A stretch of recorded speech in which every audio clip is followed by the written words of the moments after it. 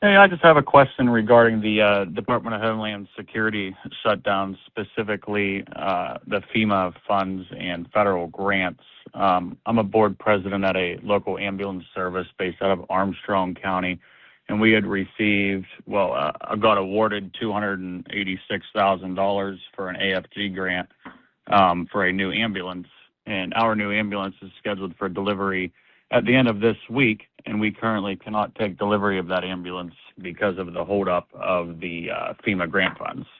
I'm trying to figure out what the time frame is we're looking at here, on getting some funding re-rolling for, FEMA. Yeah.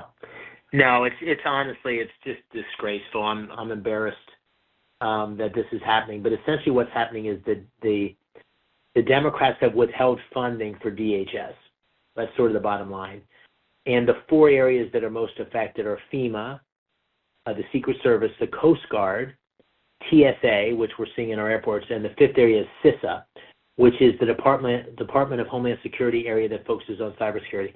Ironically, the reason they're not funding the Department of Homeland Security is they want to essentially change ICE and the Border Patrol and get reforms and sort of punish them.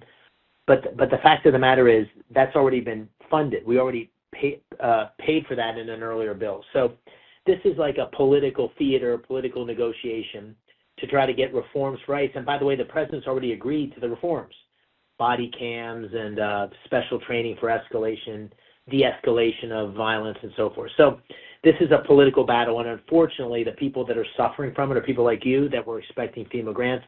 These poor TSA workers that are working around the clock, the Coast Guard, these people are getting paid. And it's risking our security because we've got growing terrorist threats. We saw that in the last couple of weeks. We got the recent cyber attack on Stryker Medical. It's just a terrible thing. I'm hopeful that we're going to have a negotiated settlement this week. There appears to be a breakthrough.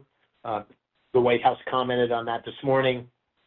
I just had lunch with Republicans, and there seems to be a potential path.